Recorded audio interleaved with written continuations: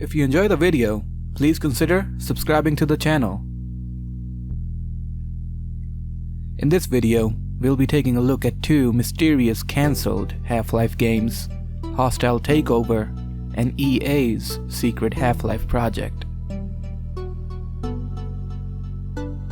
Hostile Takeover was to be the next expansion pack to be released after Opposing Force. It was being developed by 2015 Inc., the team behind Medal of Honor, Allied Assault, and the expansion pack for Sin, Wages of Sin. Tom Kaderka, the founder of 2015 Inc., met with some of Valve's developers at E3 1999. In their meeting, the Valve developers showed interest in having Kaderka and his team work on an expansion pack for Half-Life, seeing how successful and well-made Wages of Sin was. Later on, a meeting was set up between Kaderka and Gabe Newell, and after settling on the terms and conditions, the team started development for Hostile Takeover. What was Hostile Takeover, though? Unfortunately, not a whole lot is known apart from some pieces of information shared by Valve and 2015 employees. There are no screenshots, no videos, only words that we can read and imagine what the expansion would have looked like. The gameplay and the narrative structure was set up similar to the original Half-Life, but the team was not planning to show any locations from the previous game, like Black Mesa, or previous characters like Gordon. They wanted to do something totally different. The player would have been a candidate, a suit, who would have been evaluated for something by the G-Man, something that even the team at 2015 Inc. didn't even know. Mark Laidlaw described this suit-type player character as a junior G-Man. The development team worked with Mark to create a story which could have utilized the Team Fortress Classic characters such as the Heavy or the Engineer. As the game progressed, the player would have worked to improve and increase his trust and reputation with the TFC characters. They would have accompanied the character as squad mates or sidekicks throughout the game. As for the location, Benson Russell, a designer working on the project, said that the expansion would have taken place in Black Mesa, but halfway through development, it was suggested that the events take place in a different location, Allied Processing, a support facility that helps out Black Mesa in their work. From the outside, the facility would have been a standard industrial complex, but would also have secret underground areas as well. The story goes that Allied Processing had an interdimensional portal that was used to conduct mining in the alien world, most likely Zen, to bring back samples for study, research, and utilization at Black Mesa. The TFC characters mentioned earlier would have been the main security force for Allied Processing. Like Opposing Force and even Blue Shift, which take place during the Black Mesa incident, Hostile Takeover would have been the same. Because of the incident and Allied Processing's connection with Black Mesa, the government would have sent over the army, or maybe the HECU, to confiscate and take over the facility and all its assets.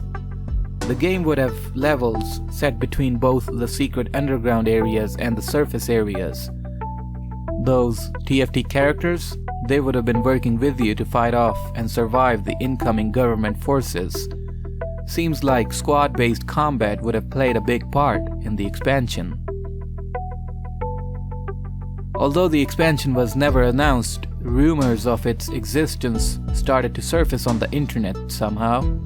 The earlier known public reference to the expansion pack dates back to November 23, 1999.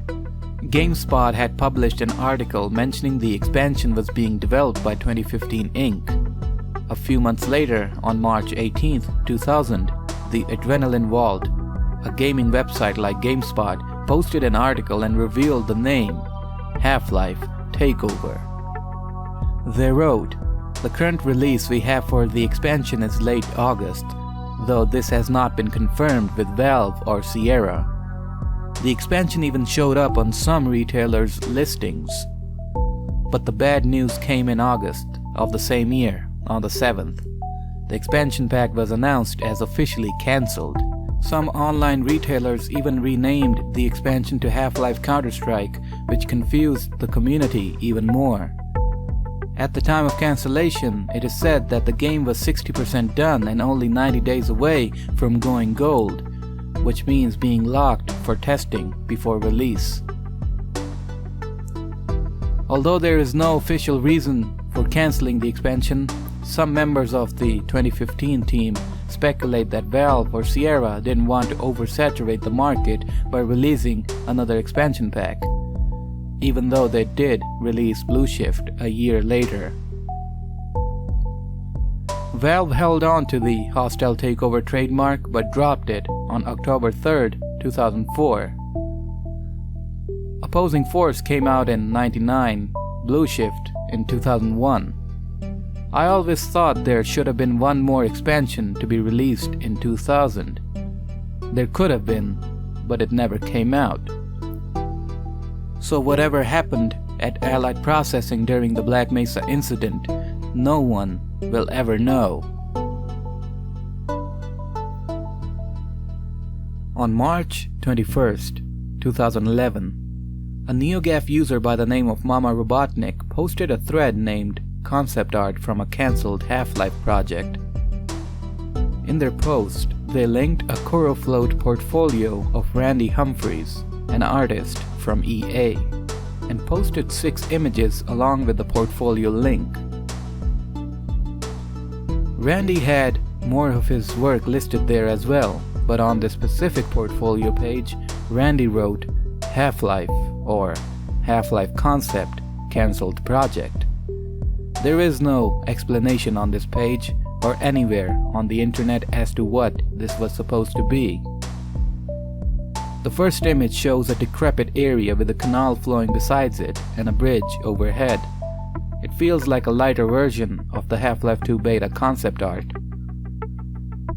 On the side of the building there's a combine-like structure, all metal and out of place.